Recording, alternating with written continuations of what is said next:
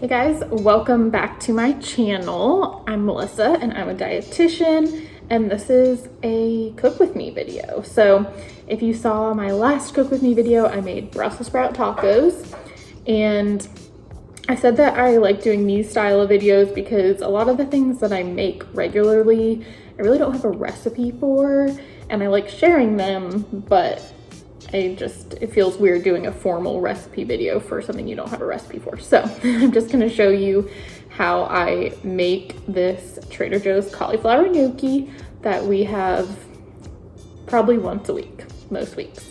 This is one of our favorite meals, and it's, again, super easy and very delicious. So let me show you what you need. So I'm making this for 2 people, and I use 2 packs of the Trader Joe's cauliflower gnocchi. We normally have a little bit left over, so I don't know, depending on how much you eat, you might be able to have just one. So you need that. You will need some cheese of whatever sort you prefer. Like I said, this is kind of just how I make it, but you can definitely make changes where you would like to. I also use the Trader Joe's beefless crumbles. This is what's left over because I made it last week and I use half a pack every time. So those are beefless crumbles. Again, you could make this with ground beef if you wanted to. It'd probably be good with like chicken too, or sausage. I use about half an onion, some broccoli. I normally use one big one, but I have 2 little ones today.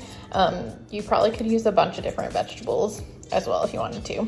Some garlic, and then some milk or cream of some sort. I just normally use heavy cream because it makes it a little thicker, but if you want to use dairy-free milk, whatever, that is totally fine. So I make mine in the air fryer. You could make it in a skillet though if you don't have an air fryer. So the first thing I'm going to do is put one of these in the air fryer on 400 for about like 12 minutes, 13 minutes. And I normally stop it after like 8 minutes, kind of shake it up a little bit, and then decide how much longer I need it to be in there. So I'm gonna toss this first one. All right, so once I have like shaken the first one and put it back in for 6 minutes is what I put it in for, now I'm going to go ahead and chop my veggies. So like I said, I'm just using half an onion and then some broccoli.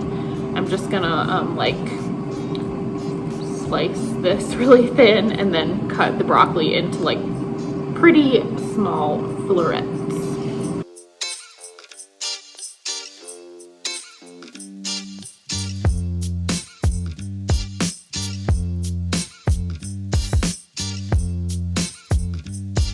All right, so now the first batch is done. So this is what it should look like, a little crispy on the outside, but it's still like soft. You probably can't tell by me touching that, but so now I put the second batch in for the same amount of time, and now I'm gonna start cooking the veggies. So I've just got a pan over here heating with some olive oil. First, I'm going to put the garlic in, which, by the way, if you don't have one of these or some sort of garlic mincing device, you should very much get one. It's such a big time saver, and it just makes mincing garlic so much easier. And it makes your hands smell better because, you know, your hands always smell like garlic for like a week after you do that. I'm just going to do a quick little voiceover here because the sizzling of the pan plus the air fryer was just too much. So I'm just adding the other veggies and cooking them in the pan for probably about 5 minutes, just till they're a little bit browned. And then once they are nice and cooked, I went ahead and added the beefless crumbles. They only really need to cook for like a minute or 2 because they pretty much just need to like heat up. And now that that's cooked through, I've turned the heat down to low, and I'm going to add some milk. Not too much. We're not trying to make like a super creamy cream sauce, but you kind of just want to like get everything coated. Then I'm gonna add just a little bit of Parmesan. You can add as much as you want, but honestly, this sauce tastes pretty like creamy and cheesy on its own, so I don't really feel like you need to add a lot of extra cheese, but if you want to, then go for it. Also put in a little salt and a little pepper. Again, I feel like this kind of sauce is pretty flavorful on its own, so you don't necessarily need that much seasoning, but you know, just a dash of each.